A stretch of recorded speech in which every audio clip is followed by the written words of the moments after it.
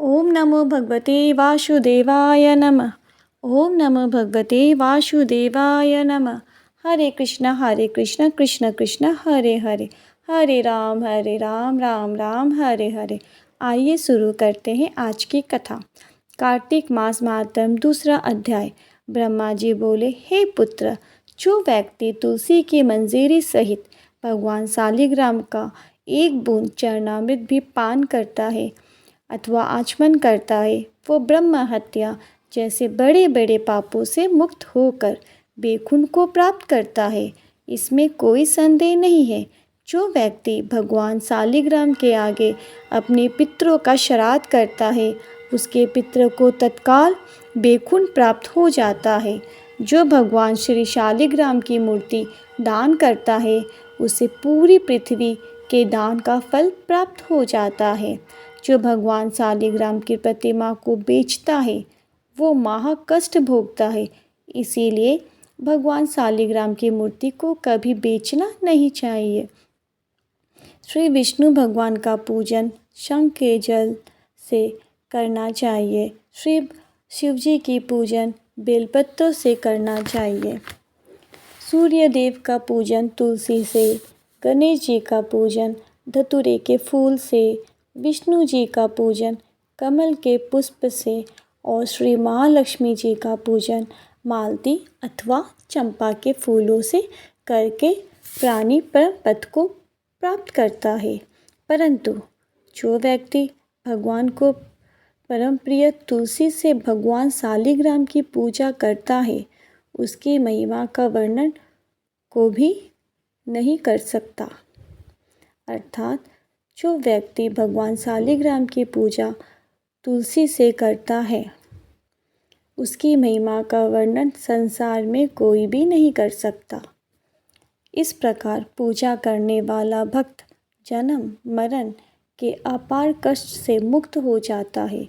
जिसकी मृत्यु तुलसी माला धारण किए हुए होती है, वो बिना किसी रोक टोक के सीधा बैकुंठ धाम को जाता है। जो तुलसी की छाया में अपने पितरों का श्राद्ध करता है, उसके पितरों की अक्षय प्राप्ति हो जाती है। तुलसी का सिंचन गंगा, यमुना और नर्मदा में स्नान के समान होता है।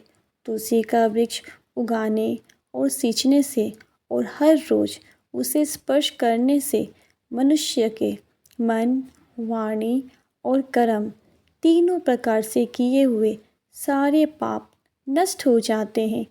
कार्तिक मास में व्रत करने वाले तुलसी के शांत चित्त से पूजा, प्रदक्षिणा और नमस्कार करके हाथ जोड़कर प्रार्थना करें। हे हरि की परम प्रिय देवता ने तुम्हें बनाया है और मुनियों ने तुम्हारा पूजन किया है। मैं भी नतमस्तक होकर तुम्हें नमस्कार करता हूँ। जो प्राणी आंवले के पत्ते और पुष्पों से भगवान का पूजन करता है अथवा आंवला के वृक्ष के नीचे बैठकर भगवान का पूजन करता है, उसको सोने के फलों और फूलों से पूजन करने का पुण्य फल प्राप्त होता है। जो मनुष्य द्वादशी तिथि को तुलसी और आंवले के पत्ते को तोड़ता है, वो घोर नरक भोगता है। प्रत्येक मनुष्य को चाहिए कि कार्तिक मास में आंवले के फल, तुलसी और गोपी चंदन की माला धारण करे। ऐसा करने से वो आगमन के चक्कर से मुक्त हो जाता है। कार्तिक मास में स्नान करने और व्रत करने वाले मनुष्य को चाहिए कि वो ब्राह्मणों को भोजन कराने के पश्चात चंदन, पुष्प, पान और दक्षिणा देकर संतुष्ट करे। पूरे कार्तिक मास में पृथ्वी पर सोने, ब्रह्मचारी का पालन करे, पत्तल में भोजन करना और मौन व्रत धारण करने से प्राणी परम वीर, धीर, गंभीर और कीर्तिवान होता है।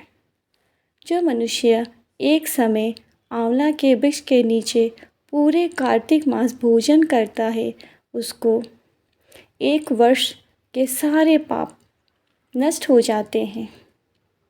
व्रत करने वाले को कांजी, तेल, कच्चा भोजन, दूसरे का अन्न तथा बुरे नाम वाले भोजन नहीं करना चाहिए। रविवार को आंवला खाना भी वर्जित है। देव, गौ, वेद तथा दूसरों की निंदा करना भी वर्जित है। अंडे, मांस इत्यादि का सेवन तो क्या, ध्यान में भी नहीं करना चाहिए।